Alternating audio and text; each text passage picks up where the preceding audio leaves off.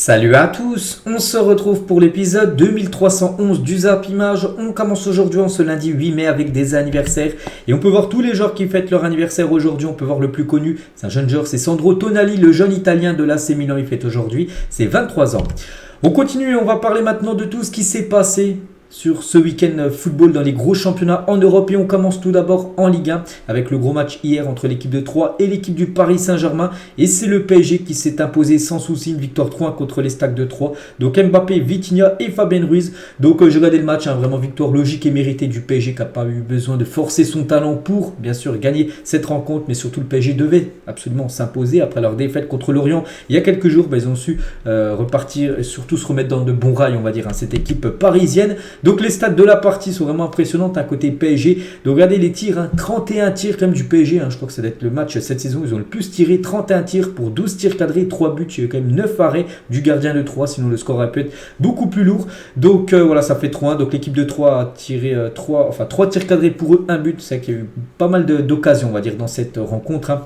Voilà, remporté par le PSG et Paris prend le large en tête du classement. Je vous montrerai bien sûr ce classement de la Ligue 1 dans quelques instants. Et on peut voir des joueurs qui ont été performants comme Fabien Ruiz. On sait que c'est un joueur comme qui déçoit depuis son arrivée. Des fois il peut faire un bon match comme ça a été le cas. Puis après les 5 matchs qui suivent, en gros on ne le voit plus, les fantomatiques. Donc hier il a fait une belle partie, Fabien Ruiz en plus buteur. Une note de 8 sur 10 et Verratti aussi en difficulté cette saison. Une note de 7 sur 10 aujourd'hui dans le journal L'équipe.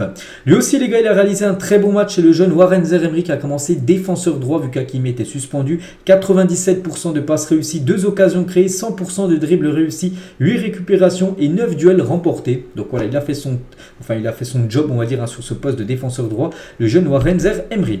Et Christophe Galtier l'a dit à la fin du match, je suis très heureux d'être entraîneur du PSG. Croyez-moi, je sais que c'est difficile, mais j'aurais jamais imaginé qu'on aurait eu une seconde partie de saison avec autant d'absences et de blessures. On fera un bilan. L'objectif est d'aller chercher le titre, bien sûr. Voilà, le PSG, on sait, même si c'est mouvementé comme ces derniers temps du côté de Paris, l'objectif bien sûr c'est de remporter cette Ligue 1 en fin de saison. On continue avec les autres matchs. On va parler de cette rencontre samedi soir entre l'équipe de Lens et l'équipe de l'Olympique de Marseille. C'était une finale quasiment de fin de championnat du côté de la Ligue 1 et c'est Lens qui s'est imposé 2-1 contre l'OM.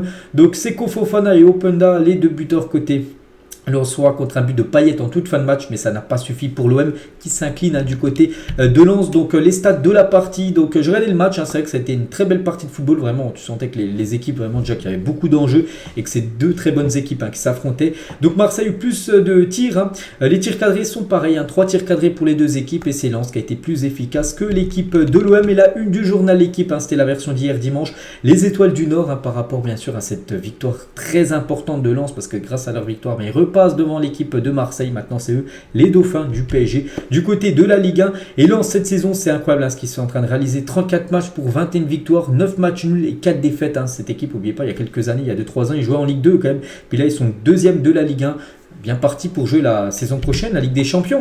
Et le Racing Club de Lens, je vous ai dit, donc la saison complète, pas mal, mais à domicile c'est vraiment impressionnant. Donc Lens est la meilleure équipe à domicile cette saison en Ligue 1 avec 46 points pris sur 51 possibles et un total de 15 victoires en 17 matchs. Je ne sais pas si vous vous rendez compte les gars, c'est incroyable ce qu'ils ont réalisé. Donc 15 victoires, une défaite et voilà, un nul et voilà que des victoires. 36 buts marqués à domicile pour eux, 12 buts encaissés, ils sont vraiment impressionnants. Je crois que même c'est la meilleure équipe cette saison à domicile dans les gros championnats en Europe, dans le top 5 des gros championnats, c'est eux qui ont pris le plus de points à domicile. Cette équipe de Lens.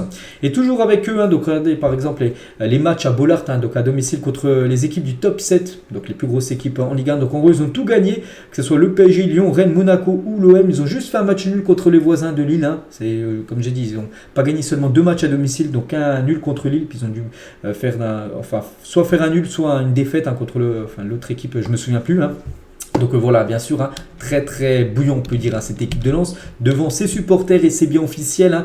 L'équipe de Lens est assurée de disputer une compétition européenne la saison prochaine. Donc au minimum les gars, ça sera l'Europa Conference League. C'est sûr qu'ils seront en Coupe d'Europe. Ça peut être l'Europa League et ça peut être bien sûr la Ligue des Champions. Ce que rêvent bien sûr les supporters de Lens. Lens n'a jamais été aussi proche de disputer la Ligue des Champions depuis si longtemps. Les 100 meilleurs reviennent de tellement loin après tant d'années d'enfer. La gloire leur revient. C'est vrai qu'on sait que comme j'ai dit, ils jouaient en Ligue 2 il y a quelques années. Puis là peut-être ils vont jouer en Ligue des Champions saison prochaine, s'ils continuent bien sûr à performer pour la fin du championnat. Et Seko Fofana à la fin du match, un magnifique but de Seko Fofana qui a marqué un doublé, parce qu'avant son but il avait fait aussi une grosse frappe qui a touché le poteau. Bref, rêver de la première place, je pense que tout est possible, il faut avoir la foi et pourquoi pas se donner les moyens de rêver jusqu'à la fin de la saison. On a la tête sur les épaules, ça se passe bien, on aura peut-être le droit de rêver en fin de saison, rien n'est joué. J'invite tous mes coéquipiers à continuer à travailler. Si on joue la Ligue des Champions, il y aura beaucoup de pleurs et de joie, c'est l'objectif, il le dit, du côté de Lens. Bon, l'objectif aussi c'est de remporter le championnat, ça sera peut-être un peu compliqué. L'objectif, un objectif vraiment réalisable, leur portée c'est bien de se qualifier en LDC.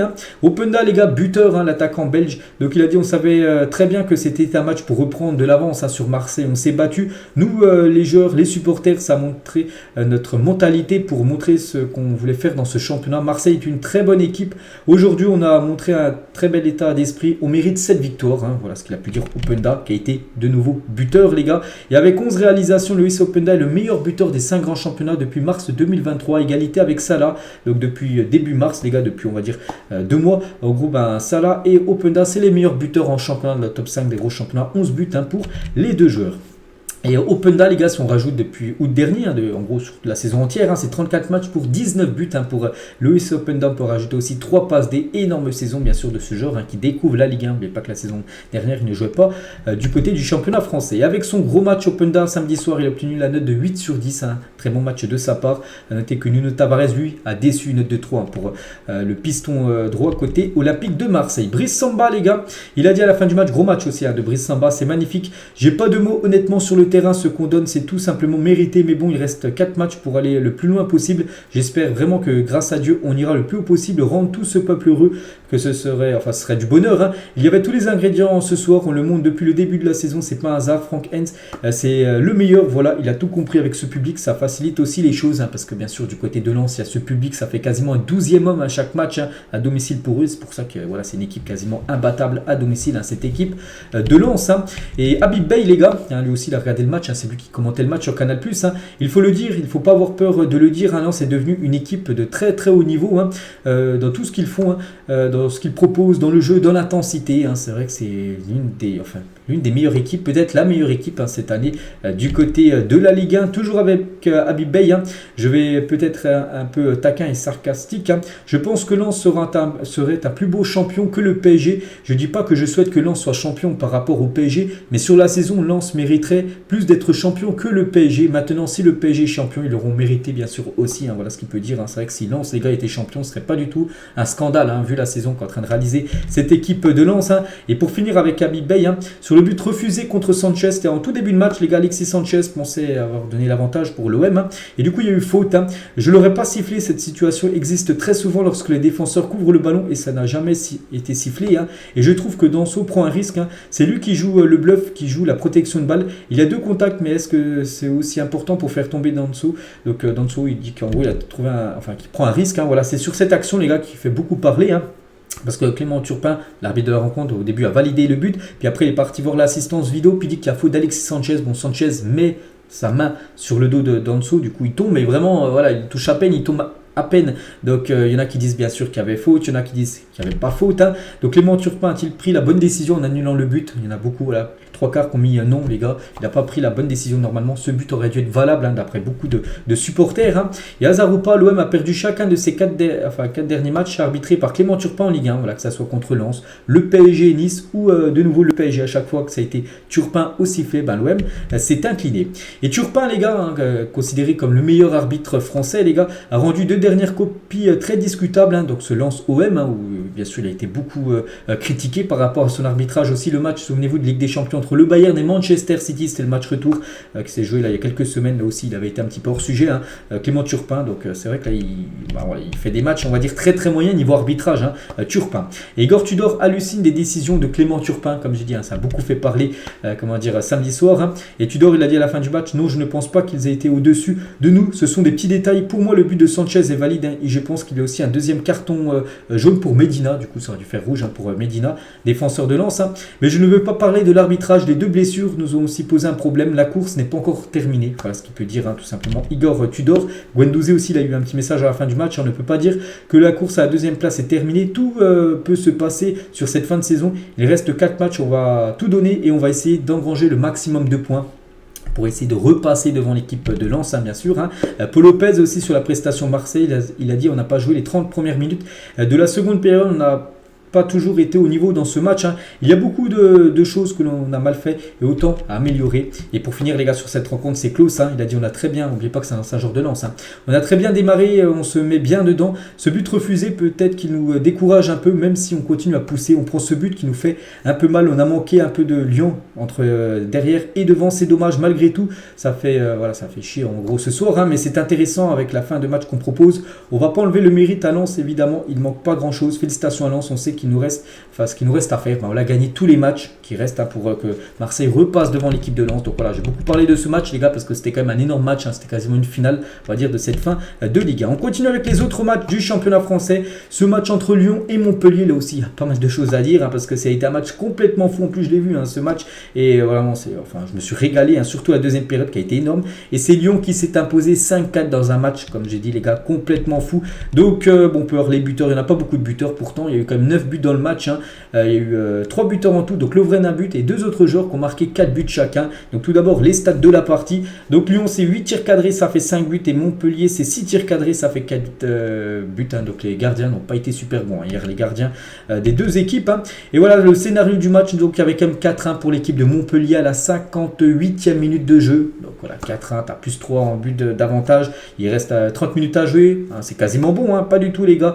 Lyon a fait une remontada, parce que là on peut dire ce mot remontada les gars, a gagné le match 5-4 avec un penalty inscrit par Lacazette à la 90e plus 10 minutes de temps additionnel. Ça a été un match complètement fou et à la folie en une du journal L'équipe par rapport à cette performance. Et le Low White, donc Laurent Blanc, les gars adeptes des remontadas face à Montpellier, mené 4-0 à la mi-temps.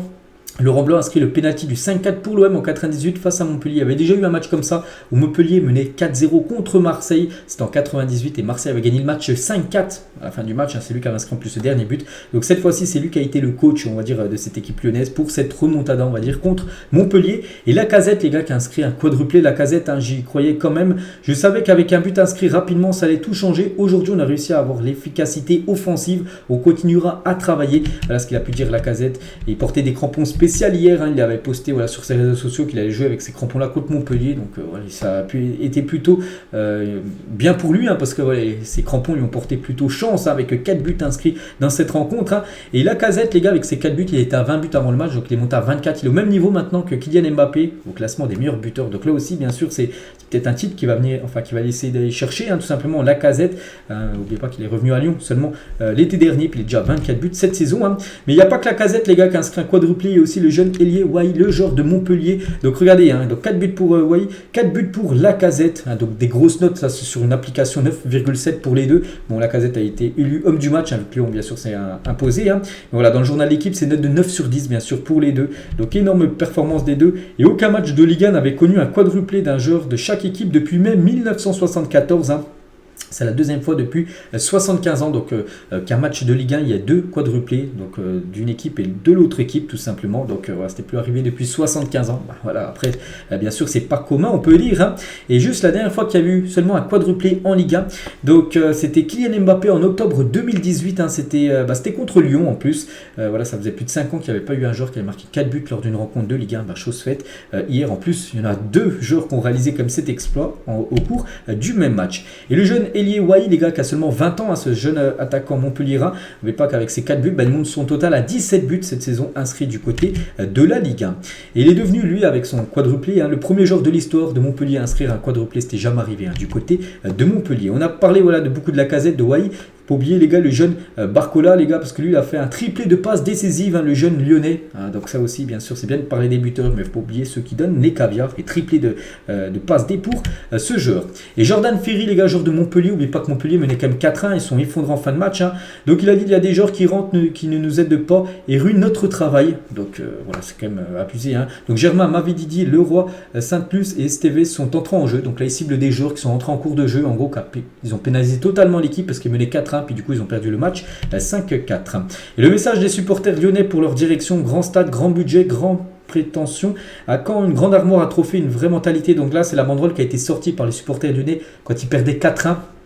Bon, après, ils l'ont enlevé, hein, vu qu'ils ont gagné le match 5-4, mais voilà, une banderole bien sûr, hein, parce que quand il y avait 4-1, bien sûr, là, c'était une catastrophe pour l'équipe de Lyon. On continue avec les autres matchs. Nice contre Rennes, c'est Nice qui s'est imposé 2-1 grâce à l'abordé Mofi, votre but de Bourigeaud. Donc Rennes, les gars, ça va plus du tout là. Donc le Stade Rennais a perdu autant de matchs en 2023, 9 matchs sur 18, que sur la totalité de l'année 2022. L'année dernière, vous avez perdu sur 35 matchs disputés, 9 matchs. Et là, ils sont déjà à 9 matchs perdus en 18 matchs, hein, alors qu'il reste encore beaucoup de mois avant la fin de l'année.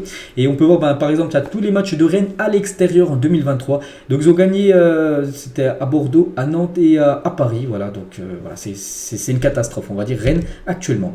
Et on va juste parler de Mandanda les gars, parce qu'il a joué donc ce week-end son 500e match en Ligue 1. Donc quelques-uns bien sûr, enfin quelques-uns quand même, ouais, si du côté de Rennes et beaucoup bien sûr du côté de l'Olympique de Marseille à l'époque. Et Nice les gars qui vient de s'imposer, hein, donc le GC Nice de Didier Digard a pris 30 points en 17 matchs de Ligue 1 cette saison, soit 9 de plus que Lucien Favre en autant de rencontres, un ancien coach de Nice, hein, qui avait été licencié il y a déjà quelques mois. On continue avec les autres matchs. Angers contre Monaco, c'est Monaco, hein, qui se rachète. Ils avaient perdu 4-0 il y a quelques jours à domicile contre Montpellier chez eux, hein. Donc cette fois-ci ils gagnent 2-1 du côté de Angers. Golovin et Boadu, les deux buteurs. Donc Monaco se reprend bien sûr, hein, par rapport à cette humiliation qu'ils ont pris il y a quelques jours. De Golovin sonne la révolte, une note de 7 sur 10, hein, pour le joueur russe. Hein. Et Boadu, l'autre buteur, donc il inscrit le second but de Monaco contre Angers. C'est seulement son 3e but en Ligue 1 cette saison. Le dernier datait du 19 février contre Brest. Hein. Là, c'est une pépite, parce que les jeunes, tout ça, c'est qu'il a marqué après très peu de buts, hein, seulement il a 3 buts, alors qu'il y a beaucoup de joueurs, hein, qui ont marqué plus de 15 buts cette année du côté de la Ligue 1. Et Ben Yedder, les gars, n'était pas là, Ben Yedder, hein, donc il a été mis à l'écart suite à une absence lors d'une séance de briefing tactique. Hein. Il a dit, Philippe Clément, le coach de Monaco, hein, ne peut pas accepter l'absence d'un joueur vis-à-vis du club et de ses coéquipiers. Pour cette raison, la direction et moi avons décidé que Ben Yedder n'était pas convoqué pour ce match. Hein. C'est pour ça qu'il n'a pas été convoqué, Ben Yedder, parce que il est arrivé en retard, ou même il n'était même pas venu lors d'une séance briefing, on va dire. Reims les gars contre Lille, c'est Reims, hein, qui s'impose 1-0 grâce à Munetsi, l'unique buteur du match. On peut voir les stats de la partie. Reims retrouve le chemin de la victoire après 2 mois, hein. Ça faisait 2 mois qu'ils n'avaient pas gagné. N'oubliez pas qu'ils avaient enchaîné plus de 19 matchs sans perdre, hein. Ils avaient quand même gagné pas mal de matchs sur cette série de 19 matchs, et là voilà, ça faisait 2 mois qu'ils n'avaient pas gagné. Ça, ils ont gagné contre Lille, hein, qui a beaucoup manqué d'occasion comme les Lillois. Nantes contre Strasbourg, c'est Strasbourg, hein, qui fait la très bonne opération, s'imposant 2-0, et surtout côté nantais, à Nantes dans la zone rouge. Hein. Donc le FC Nantes a enchaîné un 11e match sans victoire en Ligue 1, 4 points pris sur 33 possibles depuis le 19 février. Elle se dirige tout droit vers la Ligue 2, hein, cette équipe de Nantes, puisqu'elle a perdu, hein, c'était il y a 10 jours à peu près, la finale de la Coupe de France, et là ils sont quasiment en Ligue 2. Regardez les gars, leur dernier match, il n'y a aucune victoire, ils n'arrivent plus du tout à gagner, hein, cette équipe de Nantes. Hein. Et à Castelletto, un joueur, il a dit, vous voulez que je vous dise quoi? On fait que parler chaque semaine, et au final on revient avec une défaite. Maintenant il va falloir arrêter de parler et il va falloir agir, hein. Il ne reste plus que 4 matchs, hein, pour Nantes, et il va falloir quasiment gagner les 4, hein, pour être sûr de se maintenir en Ligue 1. Et la belle affaire, hein, c'est bien sûr Strasbourg, hein, qui s'impose 2-0 en une du journal. L'équipe Habib Diallo, les gars, l'attaquant sénégalais. Donc lui il inscrit son 18e but, il a été buteur, hein, du côté de la Beaujoire, 18e but, hein, pour cette saison, hein, pour l'attaquant Diallo. Il y a aussi l'AG Auxerre contre Clermont, c'est un match nul les gars. Isaac Touré, le joueur de l'OM prêté à l'AG Auxerre, a été buteur contre un but de Kawi. Donc concernant Isaac Touré les gars, c'est une vraie réussite, hein, son prêt, hein. Il fait encore une excellente prestation contre Clermont en étant buteur très intéressant, hein, lui qui devrait retourner bien sûr du côté de Marseille à la fin de la saison. Il y avait aussi Lorient qui avait gagné contre le PSG il y a quelques jours, et il gagne cette fois-ci contre Brest, hein, une victoire 2-1 pour les Lorientais. Et saltant à l'ouest, hein, en parlant, tiens, on peut voir une photo des Nantais, aussi une photo des joueurs brestois avec leur défaite, hein, 2-1 du côté de Lorient. Il y avait aussi l'AS Ajaccio contre Toulouse, rien à dire sur ce match 0-0. Et Toulouse, les gars, assurera définitivement son maintien en Ligue 1 en cas de victoire face à Nantes le prochain match. Toulouse reçoit l'équipe de Nantes. N'oubliez pas que c'était la dernière affiche de la finale de la Coupe de France. Et s'ils gagnent Toulouse contre Nantes, ils seront sûrs de rester en Ligue 1 et ils enfonceront un petit peu plus, on va dire, Nantes dans la crise. Du coup, tous les résultats, les gars, de cette journée de Ligue 1. Donc, je vais parler de tous les matchs, les meilleurs buteurs, donc Mbappé, Lacazette, les deux sont à 24 buts. Et le classement, donc le PSG. Si ça fait combien? Ça fait 4 points d'avance plutôt sur Lens. Donc voilà, le PSG peut même griller un joker, c'est-à-dire même perdre un match, ils sont toujours devant Lens. Il reste plus que 4 matchs à jouer, donc ça sent bon quand même pour le PSG. Pour remporter le championnat, donc Lens 72, Marseille 70 et Monaco 64. Donc voilà, il y a du suspense pour le titre, pour les places de Ligue des Champions et aussi pour le maintien, les gars. C'est aussi très très serré en bas. Direction la première ligue et on commence avec City contre Leeds. Et c'est City qui s'est imposé 2-1 grâce à un doublé de Gundogan. Donc il a marqué un doublé, il a même pu marquer un triplé, il a tiré un penalty qu'il n'a pas réussi à marquer. Donc voilà, City avant d'affronter demain l'équipe du Real. Donc ils ont joué ce week-end, c'était sans souci. Regardez les stats, vraiment faveur bien sûr de Manchester City. Et City est actuellement sur une série de 20 matchs sans défaite, toutes compétitions confondues, dont 17 victoires sur leurs 20 derniers matchs. C'est incroyable. La dernière défaite de City remonte au 5 février contre Tottenham. Prochain rendez-vous demain contre le Real Madrid à Madrid. Et du côté de la première ligue, il leur suffit de 3 victoires en 4 matchs et City sera champion d'Angleterre. Donc leur calendrier: Everton, Chelsea, Brighton, Brentford. À part Brighton qui est une équipe bien classée, sinon c'est que des équipes actuellement qui vivent une saison très compliquée, même Chelsea. Donc voilà, il leur faut juste 3 victoires sur ces 4 matchs là et c'est sûr pour eux, ils seront champions d'Angleterre. Et cette connexion, les gars, Mahrez pour Gundogan, parce que Mahrez, auteur d'un doublé de passe D sur le doublé de but de Gundogan. Voilà, le duo a très bien marché, le duo algérien et allemand. Et Riyad Mahrez, les gars, avec ses 2 nouvelles passes D. Donc sur ses 4 derniers matchs en tant que titulaire avec City, c'est 3 buts et 3 passes décisives. C'est fou du côté de City. Il y a tellement de concurrence que Mahrez, il a joué titulaire, mais souvent aussi il est sur le banc, tellement qu'il y a de monde, de monde très bon, on va dire, du côté de City. Pep Guardiola doit faire des choix. Et Gundogan, les gars, auteur d'un doublé, a réussi aussi beaucoup de passes, 170 passes contre Leeds, un record dans un match de Première Ligue cette saison. C'est 58 passes de plus que l'ensemble de l'équipe de Leeds combinée, tous les joueurs de Leeds combinés, ça fait c'est 58 passes de moins que Gundogan à lui seul, pour montrer toutes les passes qu'il a pu faire, en plus son doublé. Bien sûr, il a été élu homme du match, mais pas que ce joueur pourrait rejoindre le Barça en fin de saison. Et concernant Haaland, les gars, qui n'a pas marqué, Haaland est désormais le joueur qui a manqué le plus d'occasions, 25 sur une saison de Première Ligue, à égalité avec Van Persie en 2011-2012. En parallèle, ils ont tous les deux mis au moins 30 buts lors de ces saisons. C'est vrai qu'il a loupé quelques gros immanquables comme Erling Haaland. Il marque beaucoup de buts, il a 35 buts, mais c'est vrai que de temps en temps, il manque des grosses occasions. C'est vrai que c'est un joueur qui manque beaucoup d'occasions, Erling Haaland. Et Pep Guardiola n'était pas d'accord avec l'altruisme d'Haaland, qui a laissé le penalty à Gundogan, parce que c'était en fin de match, il y avait 2-0, et Guardiola lui a dit, tu dois le prendre, en s'adressant à Haaland, tu dois prendre le penalty. Du coup, Haaland, sympa, il a voulu le donner à Gundogan pour que Gundogan marque un triplé, et Gundogan n'a pas marqué, bien sûr, ce but sur penalty. Donc voilà ce qu'a dit Guardiola, il voulait que ce soit Haaland qui tire le péno. Kevin De Bruyne, les gars, qui a rejoué, lui qui était blessé lors des derniers matchs. Donc il a joué le match entier, il a joué son 350e match sous le maillot de City pour 95 buts, 148 passes D et 4 Première Ligue, une FA Cup, 5 Carabao Cup et 2 Community Shield. Quel joueur, bien sûr, ce Kevin De Bruyne. On va parler de Newcastle contre Arsenal. Grosse affiche et c'est Arsenal qui s'est imposé 2-0 Odegaard et un but contre ce camp. Et du coup, ça fait les affaires de cette équipe de Arsenal. Donc Arsenal est seulement la 2e équipe à parvenir à s'imposer à Newcastle cette saison après Liverpool. C'est vrai qu'à Newcastle, dans leur stade Newcastle, c'est compliqué d'aller chercher la gagne. Liverpool l'a fait et Arsenal, la 2e équipe à avoir gagné du côté de Newcastle. Et Martinelli, les gars, et Odegaard, c'est quand même la première fois de son histoire qu'Arsenal compte 2 joueurs avec au moins 15 buts inscrits en Première Ligue. C'est vrai que les deux sont à 15 buts. Donc, incroyable saison, bien sûr, de Martinelli et du joueur norvégien. West Ham contre Manchester United. Et c'est West Ham qui fait la bonne opération, s'imposant 1-0. Benrahma, l'unique buteur du match, le joueur algérien. Donc, pas du tout une bonne nouvelle pour l'équipe de Manchester United qui s'incline. Donc, les tirs cadrés, les gars, c'est pareil. 4 tirs cadrés, c'est West Ham qui a été plus efficace. Et côté Red Devil, les gars, 2e défaite en 2 matchs. Voilà pour Manchester United. Donc voilà, c'est pas ouf parce que là ils prennent pas de points et c'est la fin de saison, donc là tout se joue. Et Manchester, les gars, étaient tenus sans but lors de 4 de ces 6 derniers matchs. Donc en gros, sur les 6 derniers matchs, donc il y a 4 matchs ils n'ont pas réussi à marquer. Donc par exemple hier contre West Ham, ils ont perdu 1-0.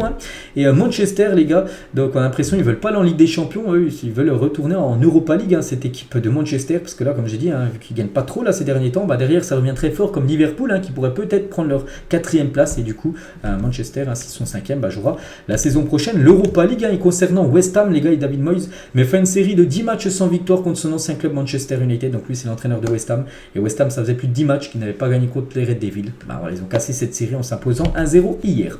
Liverpool, les gars, qui est juste derrière maintenant Manchester, eux, ils reviennent fort, en force, on peut dire. Ils ont gagné 1-0 contre Brentford. Salah, l'unique buteur du match, Mohamed Salah, les gars, qui revient très fort. Donc là, les stats, bien sûr, sont en faveur de Liverpool. Et Salah, les gars, inscrit son 100e but en fil, toute compétition confondue. Incroyable, bien sûr, avec son but hier, les gars, son 100e à domicile. Donc avec son 10e but lors de ses 9 derniers matchs en Anfield, Salah devient le premier joueur de l'histoire de Liverpool à aussi marquer au moins un but lors de 9 matchs consécutifs du côté de Anfield. Voilà, sur les 9 derniers matchs, il a marqué au moins un but et ça, c'était jamais arrivé du côté de Liverpool, qu'un joueur soit buteur à domicile pendant 9 matchs d'affilée.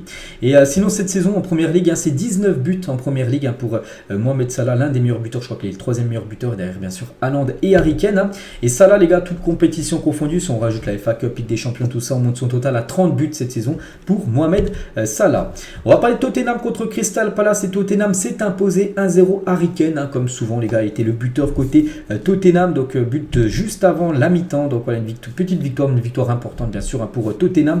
Et Harry Kane, les gars, avec son nouveau but, donc il monte son total à 209 buts du côté de la première ligue et il devient seul 2e meilleur buteur de l'histoire de la première ligue, parce qu'il était à 208 buts avant le match, ex-aequo avec Wayne Rooney. Maintenant 209, il a un but de plus que Wayne Rooney. Et du coup voilà, et maintenant le premier c'est Alan Shearer, 260 buts, c'est le meilleur buteur de l'histoire de la première ligue. Et Harry Kane actuellement à 209. Et Harry Kane, les gars, avec son but de la tête, donc a marqué 10 buts de la tête cette saison en première ligue. Jamais un joueur n'avait autant marqué de la tête dans l'histoire de la première ligue sur une saison. Donc voilà, déjà 10 buts inscrits de la tête pour Harry Kane. On va parler de Chelsea, les gars. Incroyable, Chelsea a gagné un match. Ils ont gagné ce week-end du côté de Bournemouth. Donc Gallagher, Badiashile et Raoul Félix, les 3 buteurs côté Chelsea. On peut voir les stats de la partie. Ça a été du kiff-kiff, mais cette fois-ci ça tourne en faveur de Chelsea. Chelsea remporte enfin un match de football après 9 matchs sans victoire. Il restait quand même sur 6 défaites d'affilée l'équipe de Chelsea. Et 9 matchs sans gagner, ça fait plus de 2 mois. Et ça y est, ils ont gagné un match, les gars. Et surtout, ils ont marqué des buts, ça c'est fou. Chelsea a inscrit 3 buts face à Bournemouth, c'est autant que sur leurs 8 derniers matchs précédents, une victoire qui va leur faire beaucoup de bien. Donc Félix, qui n'avait plus marqué depuis le 18 mars dernier, il a été buteur. Badiachi, les gars, recrue, il a été buteur, il marque son premier but du côté des Blues. Et N'Golo Kanté n'a pas marqué, mais il a délivré une passe D. Donc voilà, félicitations à tous. Et c'est officiel, les gars, de Chelsea, parce qu'on sait qu'ils ne visaient pas l'Europe. Mais voilà, ils sont plutôt maintenus, les gars. Voilà, ils obtiennent leur maintien. Voilà, ils sont sûrs de rester une année de plus du côté de la première ligue, cette équipe de Chelsea. Il y avait aussi Wolverhampton contre Aston Villa. C'est Wolverhampton qui s'est imposé 1-0 grâce à André Gomez. Sinon, voilà tous les autres résultats de cette journée en première ligue. N'oubliez pas qu'aujourd'hui, il y a 3 rencontres, une à 16h, une à 18h30 et une autre à 21h. On parlera de ces 3 matchs. Demain, un petit coup d'œil au classement des meilleurs buteurs. Donc, Haaland, premier, Harry Kane, 2e. Tout à l'heure, j'ai dit que Salah était 3e. Non, il y a plutôt Ivan Toney qui est quand même à la 3e position avec 20 buts. Et Salah, à 19 buts à la 4e position des meilleurs buteurs du côté de la première ligue. Et le classement toujours dominé par City avec un match en retard sur Arsenal. Donc, Newcastle 3e, Manchester United 4e. Attention, Manchester 63 points, Liverpool 62 points. Bon, après Manchester United a toujours un match en plus à jouer que Liverpool, mais attention, United là, ils prennent pas beaucoup de points et derrière ça revient très très fort. On quitte l'Angleterre, direction l'Espagne, direction Séville. Il y avait la finale de la Coupe du Roi entre le Real Madrid et l'équipe de Osasuna. Et c'est le Real Madrid qui s'est imposé comme souvent en finale. Une victoire 2-1. Donc un doublé de Rodrigo côté Real Madrid. Donc voilà les stats de la partie. Donc d'après les stats, les gars, les tirs cadrés ont été plus côté Osasuna. 5 tirs cadrés pour Osasuna pour seulement un but. Alors que le Real c'est 3 tirs cadrés, de but inscrit pour le Real Madrid qui a été plus efficace. Et le Real Madrid avec cette nouvelle victoire en Coupe du Roi remporte leur 20e Copa del Rey de leur histoire. Félicitations à cette équipe. C'est que ça faisait depuis 2014 qu'ils n'avaient pas remporté cette Coupe du Roi. C'est que depuis 2014 ils ont remporté comme 5 fois la Ligue des Champions, mais jamais la Coupe du Roi. Et là, ça y est, ils ont enfin réussi à gagner le trophée de la Coupe, on va dire, d'Espagne, cette équipe du Real. Donc le meilleur joueur du match, les gars, c'est Rodrigo. Bon, il a marqué les 2 buts, donc logiquement, bien sûr, c'est lui qui a reçu ce prix. Et Rodrigo a dédié sa célébration à Ignacio, un enfant atteint de cancer qu'il a rencontré, donc c'était la semaine dernière. Il m'a demandé de faire le I si je marquais. C'est pour ça qu'il a fait cette célébration tout simplement, Rodrigo, lors de ses 2 buts. Et Rodrigo, les gars, ne cesse d'être décisif avec le Real. 5 buts et une passe D sur ses 5 derniers matchs. Ce joueur qui complète le duo Benzema, donc Vini et Benzema, c'est lui maintenant bien sûr en triplette. C'est les 3 devient sûr, devrait être titulaire demain contre City. Benzema, les gars, lui soulève sa 3e Coupe du Roi. La troisième coupe d'Espagne pour Benzema. Il a soulevé aussi, c'était samedi soir, son 25e trophée sous les couleurs du Real Madrid, Karim Benzema. Donc voilà, ça fait plaisir de le revoir encore avec un trophée. Donc il devient du côté du Real avec son 25e trophée le joueur le plus titré de l'histoire du Real, à égalité avec Marcelo et Benzema, les deux 25 trophées. Donc si un autre trophée, je sais pas, tiens, je veux dire la Ligue des Champions pour le Real, il deviendra le joueur le plus titré de l'histoire du Real Madrid, Karim Benzema. Et on peut voir tout ce qu'il a remporté du côté du Real, comme ce qu'il a le plus remporté, c'est la Ligue des Champions et la Coupe du Monde des clubs. Il l'a remporté 5 fois quand même, Karim Benzema, peut-être 6 fois là avec la Ligue des Champions là en fin de saison, parce que toujours engagé. Donc incroyable bien sûr ce palmarès de Karim Benzema du côté du Real. Donc 25 trophées avec le Real, 7 avec l'équipe de Lyon et 1 avec l'équipe de France, la Ligue des Nations. Donc ce qui fait 33 trophées pour Karim Benzema. C'est bien sûr le joueur français le plus titré de l'histoire. Toute compétition confondue, les devant, je crois, Kingsley Coman, j'ai vu tout à l'heure, il lui a 26 trophées, Kingsley Coman, et voilà, Benzema, lui, il a plus de 33 trophées, toute compétition confondue. Donc lui, les gars, il est jeune, 20 ans, il a déjà fini le game, donc en gros, il a remporté tout ce qu'il y avait à remporter, Ligue des Champions, Liga, Super Coupe d'Europe, Super Coupe d'Espagne, Coupe du Monde, et il manquait la Coupe du Roi, ça y est, c'est fait. Pour Eduardo Camavinga, qui a déjà remporté tous les trophées possibles du côté du Real Madrid à seulement 20 ans, donc c'est le joueur le plus jeune à avoir fait ça, du côté du Real. Il devance maintenant Iker Casillas, qui a réalisé cet exploit à l'époque. Donc félicitations à Camavinga. Le palmarès aussi exceptionnel de Toni Kroos. Bon, je vais pas tout citer, mais là aussi c'est grandiose. On peut rajouter en plus une Coupe du Monde qu'il a remporté, bien sûr. Toni Kroos avec l'Allemagne, des Coupes d'Allemagne aussi qu'il a pu remporter, des Bundesliga, 3 Bundesliga avec le Bayern Munich. Donc immense palmarès pour Toni Kroos, joueur du Real.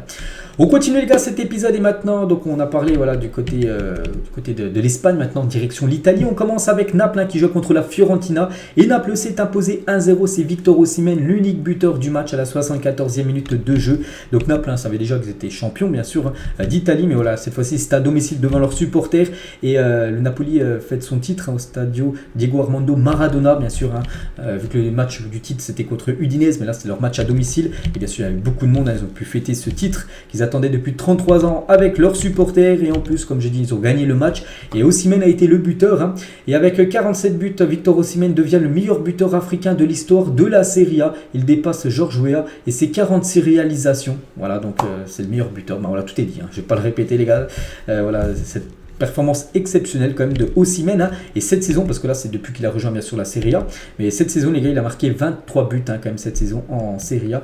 Victor Osimhen, on verra s'il restera bien sûr du côté de Naples la saison prochaine. Le dauphin de Naples les gars, c'est la Juventus Turin qui a fait la très bonne opération hier en s'imposant 2-0 du côté de l'Atalanta Bergame grâce à Iling et Vlahovic en toute fin de match, donc voilà les stats de la partie. Donc l'Atalanta a vu beaucoup de tirs, 24 tirs, c'est énorme, mais seulement une frappe cadrée pour l'Atalanta, 23 tirs hors cadre, donc voilà, ça a été compliqué pour eux. La Juve, c'est beaucoup moins de tirs, c'est seulement 10 tirs, mais 5 tirs cadrés. Donc voilà, logiquement, la Juve s'est imposée. Et le joueur Samuel Iling Junior, 19 ans, a inscrit son premier but avec la Juventus à l'occasion de sa première titularisation sous les couleurs des Bianconeri. J'ai dit que il y a Vlahovic qui était buteur et ce joueur Iling, un nom à surveiller. Je ne connaissais pas ce joueur, maintenant je le connais, les gars. Premier but pour lui pour sa première titularisation. Des nouvelles, les gars, de Paul Pogba. Quelques jours après sa bonne entrée contre Lecce, Pogba a joué 25 minutes de jeu contre l'Atalanta hier, son plus haut total dans un match de Serie A cette saison. C'est qu'on sait qu'il vit une saison très compliquée, il a joué 25 minutes, donc ça a été le match où il a le plus joué depuis août dernier, Paul Pogba. Et pour finir avec la Juve, les gars, des injures racistes ont été entendues à Bergame à l'encontre de Dusan Vlahovic.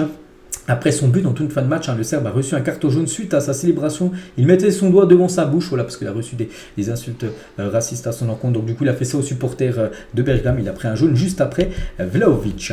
L'AS Roma, les gars, contre l'Inter Milan, c'est l'Inter qui fait la très bonne opération, s'imposant 2-0. Di Marco et Lukaku, les deux buteurs côté Inter Milan. On peut voir les statistiques de la partie. Lukaku, j'ai dit qu'il a été buteur, les gars. Donc le Belge enchaîne bien 3 buts et 3 passes D sur ses 3 derniers matchs de championnat. Ça va plutôt bien actuellement, on va dire, pour Lukaku. Et côté AS Roma, donc là l'AS Roma est en train de tout perdre, ils sont toujours qualifiés en demi-finale d'Europa League, mais là niveau championnat, leurs 4 derniers matchs, les gars, en gros c'est aucune victoire, c'est 2 nuls, 2 défaites, donc voilà, ils vont peut-être même pas terminer dans le top 4, ils ne seront peut-être pas en Ligue des Champions, à part bien sûr s'ils gagnent l'Europa League, ils peuvent se qualifier directement grâce à l'Europa League. On va parler de Milan contre la Lazio, donc c'est là, c'est Milan qui s'est imposé 2-0, Benacer et Théo Hernandez, je sais pas si vous avez vu de Théo Hernandez, les gars, donc il a déjà fait plusieurs fois dans sa carrière, il prend le ballon dans sa surface. Enfin, surface, c'est Mike Maignan qui donne le ballon, puis il traverse tout le terrain et il marque un magnifique but, grosse frappe, incroyable joueur bien sûr. Théo Hernandez, donc les stats de la partie, 10 tirs, 3 tirs cadrés AC Milan, 2 buts. Lazio a eu 8 tirs, aucune frappe cadrée. Donc Mike Maignan, les gars, il n'y a eu aucun arrêt à faire hier lors de cette rencontre de Serie A. Et sur le rush de Théo Hernandez, c'est Mike Maignan qui lui fait la passe. Statistiquement, ça fait donc une passe D en plus pour Mike Maignan, passeur D, Mike Maignan pour le but de Théo Hernandez, parce que je dis, il a donné le ballon et Théo Hernandez est parti tout seul marqué. Donc du coup, ça fait passe D du gardien français. C'est que les Français ont été bons. Hernandez, je dis buteur, Mike Maignan, passeur D, et Giroud, passeur D sur le but d'Ismaël Benasser. Tous les autres résultats de cette journée du côté de l'Italie, on peut voir Cremonese contre la Spezia 2-0, un résultat que j'ai pas parlé. Aujourd'hui, 3 rencontres, les gars, on parlera de ces 3 matchs. Dans l'édition bien sûr de demain et le classement donc Naples voilà sur le terminé on s'est premier donc la Juve deuxième bien parti la Juve n'oubliez pas qu'ils ont récupéré leurs 15 points la Juve, c'est pour ça que maintenant ils sont bien classés, donc Juve deuxième, Lazio troisième et l'Inter quatrième, donc il y aura bien sûr une lutte acharnée jusqu'à la fin de la saison pour savoir qui seront les 4 premiers. C'est vrai que l'AS Roma 7ème, les gars, l'AS Roma c'est pas du tout bon pour l'équipe de José Mourinho pour accéder à la LDC, donc 5 points de retard sur l'Inter quatrième. On finit bien sûr le Tour d'Europe avec le championnat allemand et on commence avec le Bayern, le leader contre le Werder. Et le Bayern s'est imposé 2-1, Gnabry et le Roi Sané, les 2 buteurs côté Bayern Munich. Donc belle victoire bien sûr du Bayern qui conforte on va dire sa première place. Leur dauphin donc c'est Dortmund. Dortmund joue contre Wolfsburg, grosse victoire du Borussia Dortmund 6-0, mais ils sont toujours derrière le Bayern Munich. On peut voir tous les buteurs, donc Adeyemi doublé, Haller buteur, Malen buteur et Bellingham doublé pour certainement le futur joueur du Real Madrid. Donc voilà les stats, 20 tirs, 10 tirs cadrés, 6 buts pour l'équipe de Dortmund qui a été impressionnante contre cette équipe de Wolfsburg. Et les 3 derniers matchs de Karim Adeyemi, les gars, en championnat, c'est 3 buts, 3 passes D. Des stats très propres pour l'ancien joueur de Salzbourg. Et les 7 derniers matchs de Bundesliga de Malen, l'attaquant, donc 7 buts et 2 passes décisives pour le jeune néerlandais. Il y a aussi une belle affiche, une affiche très importante. Bon, c'est pas pour jouer le titre, mais plutôt la Ligue des Champions. C'est entre le 4e et le 5e. Et c'est le 5e qui s'est imposé chez le 4e, Leipzig, qui passe du coup devant Fribourg au classement. Leipzig s'est imposé 1-0 grâce à Campbell. Victoire très importante de l'équipe de Christopher Nkunku. On peut voir les stats de la partie, bon, plutôt logique d'après les stats. Il y avait aussi Augsbourg contre Union et Augsbourg s'est incliné, enfin plutôt Union Berlin s'est incliné 1-0 du côté de Augsbourg. Tous les résultats, les gars, de cette journée en Allemagne et le classement donc dominé par le Bayern Munich devant Dortmund à 1 point d'écart. Et après, j'ai dit Leipzig avec cette victoire devant Fribourg. Maintenant, ils sont même plus qu'à. Enfin, ils étaient 5e, maintenant ils sont 3e. Union Berlin 56 et Fribourg 56. Bon, après, Leverkusen est trop loin. Donc voilà, Fribourg, pour l'instant, ils ne joueraient pas la Ligue des Champions. Saison prochaine, et concernant le titre, les gars, donc Bayern et Dortmund, donc il y a 1 point d'écart, il ne reste plus que 3 matchs. Donc pour le Bayern, les gars, les 3 derniers matchs, Schalke, Leipzig, ils vont jouer Leipzig à un 3e et Cologne. Et côté Dortmund, ils vont jouer contre Gladbach, Augsbourg et Mayence. On verra, bien sûr, ça sera qui terminera en tête de ce championnat allemand. Donc voilà les gars, tout ce que j'avais à dire aujourd'hui concernant tout ce qui s'est passé ce week-end. J'espère que ça vous a plu. On se retrouve bien sûr cet après-midi, l'After Zap Image, et demain les gars sur cette chaîne pour le prochain numéro. Bonne journée à vous et à plus tard.